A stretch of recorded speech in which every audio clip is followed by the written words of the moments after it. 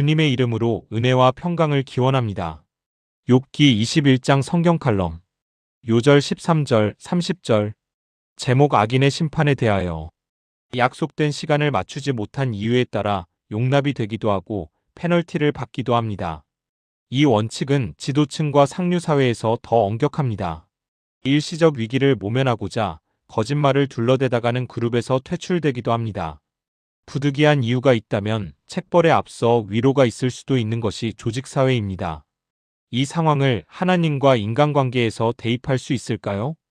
조직사회에서는 지각의 이유를 묻는 측이 갑이고 지각은 하는 자가 을입니다. 그런데 하나님과 인간 사이에서는 인간이 갑이고 하나님이 을로 바뀌는 이상한 일이 발생합니다. 바로 이 질문 때문입니다. 하나님이 살아계신다면 저 악인을 언제까지 놔두시렵니까? 종말과 심판은 믿어지는데 왜 이리 지체되어 우리를 힘들게 하십니까? 늦게 온 지각생을 다그치듯이 지체되는 심판을 견디지 못해 하나님을 윽박지르는 볼성사나운 모습입니다.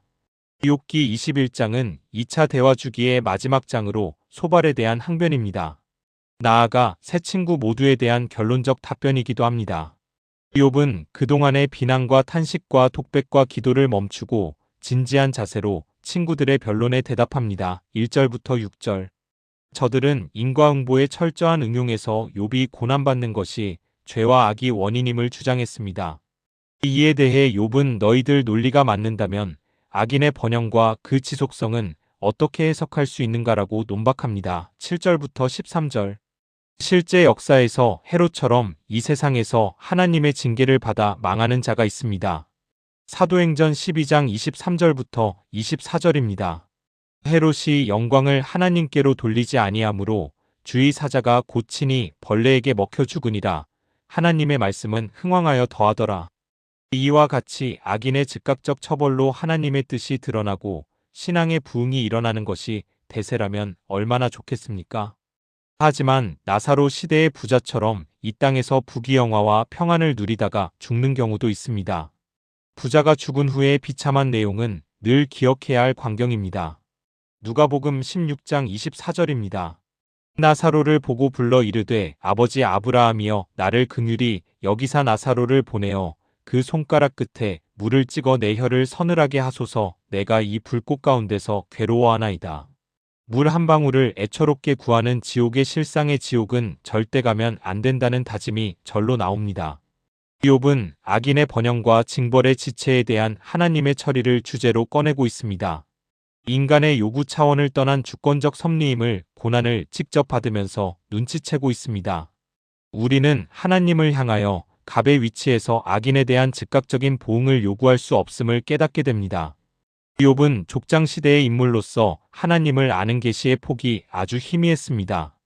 하지만 우리는 구약과 신약의 계시와 주님의 행적과 말씀을 들을 수 있습니다.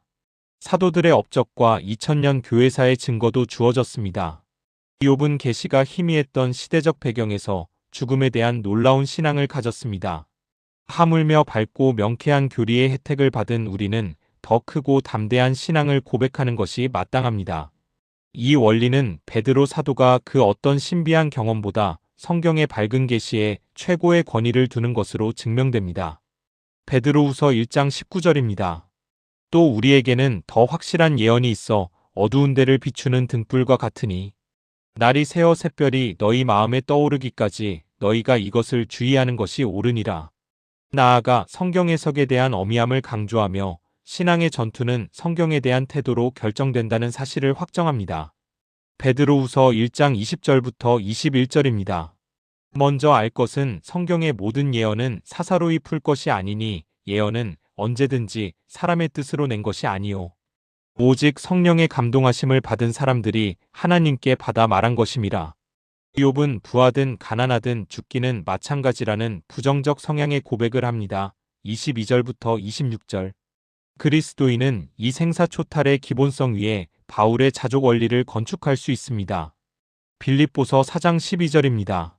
나는 비천에 처할 줄도 알고 풍부에 처할 줄도 알아 모든 일 곧 배부름과 배고픔과 풍부와 궁핍에도 처할 줄 아는 일체의 비결을 배웠노라. 이 주제의 최종 버전은 생사의 모든 영역에서 주님과 동거하는 믿음입니다.